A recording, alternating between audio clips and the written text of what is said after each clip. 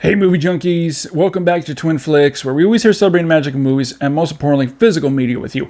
Now this video is going to be rather different than the majority of my videos. We're not going to be doing a 4K versus Blu-ray comparison or a comparison review in general. Instead, we're going to take a look at 3 different films out of this box set that was sent to me from Radiance Films, and it is the Cosa, Nostra, 3 Mafia tales starring the great Franco Nero. Love Franco Nero, fantastic actor, and each film was directed by Damiano Domini. All right, well now let's dig into the 3 films, which, full disclosure here, I've never seen any one of these films before. So I was very excited to explore the 3 films. And as I said, each film is directed by Damiano Domini, starting with his first film, 1968's The Day of the Owl, or known here in the States, Mafia.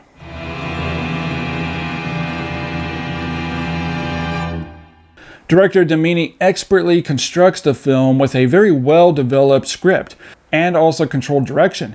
You can tell a lot of attention went into the making of the film by the entire cast and crew. Each frame has been cleverly thought through and blocked out, making for an excellent production that makes great use of the different Sicilian locations. Franco Nero is absolutely outstanding in the role. In fact, in an interview, he states that his father was a captain for the police force, and he took this role as a homage to his dad. And Nero just does a flawless job in this role. You really get a true sense of what Nero is up against in the film, and everyone refusing to help him because they're either on the take or they're just too scared. Another aspect that I really enjoyed of this film is with the lead actress. The film lets her display both strength and vulnerability rather than just relying on her sexuality or just being the damsel in distress waiting for the hero to save her, as was the norm with these types of films back then. Instead, Domini lets her play into her strength as a strong lead. And the big bad of the film was great as well, really leaning into the ruthlessness of a mafia crime boss. The film score is just exceptional. It was very interesting. It has a flavoring almost of the same cues as The Godfather.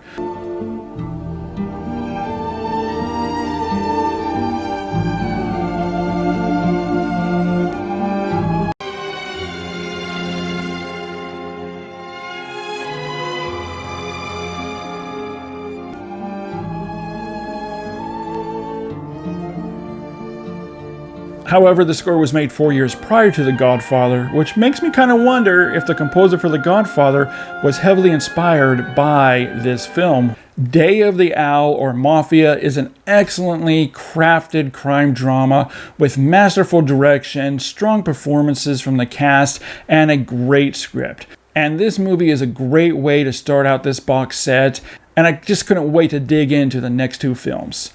I'm giving The Day of the Owl, aka Mafia, a 4 out of 5. Alright, now we're going to get into round 2 of this box set from 1971. The Case is Closed, Forget It.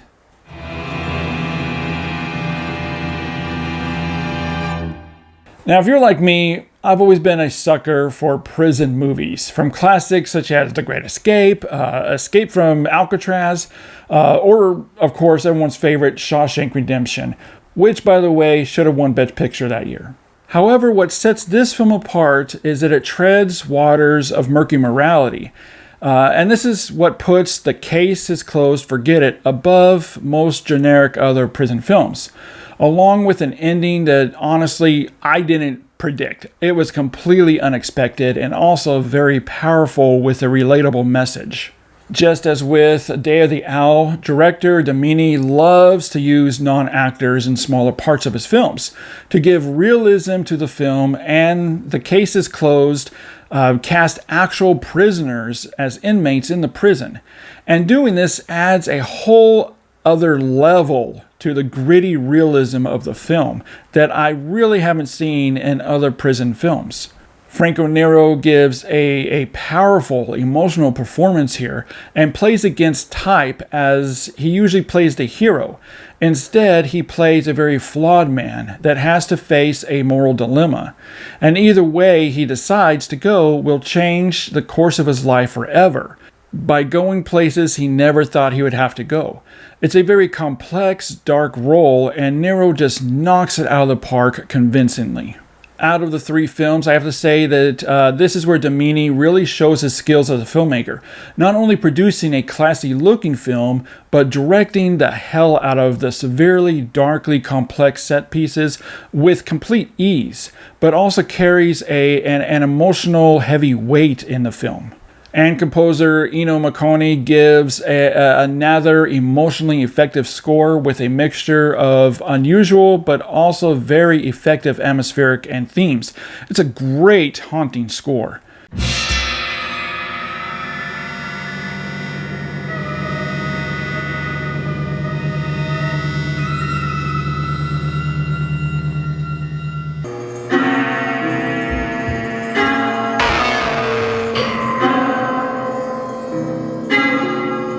The Case is Closed, Forget It offers a clever, cynical, and political spin on the prison movie, and is another expertly crafted gem that grips hard and never lets go from this box set. I'm giving The Case is Closed, Forget It a 5 out of 5. I think this is probably my favorite out of the three films. Alright, now let's round it out with the final film of Domini's Mafia trilogy with 1974's How to Kill a Judge.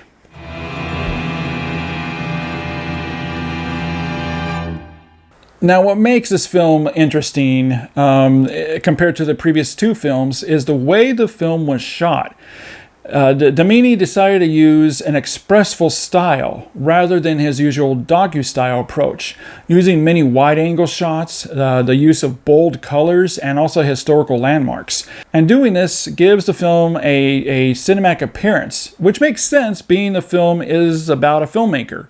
How to Kill a Judge runs around an hour and 50 minutes and spends a lot of the time introducing its sizable cast and characters and outlining their various relationships with one another, such as the city's politicians and their ties with the Mafia, and how that infiltrates and ultimately affects the Sin society.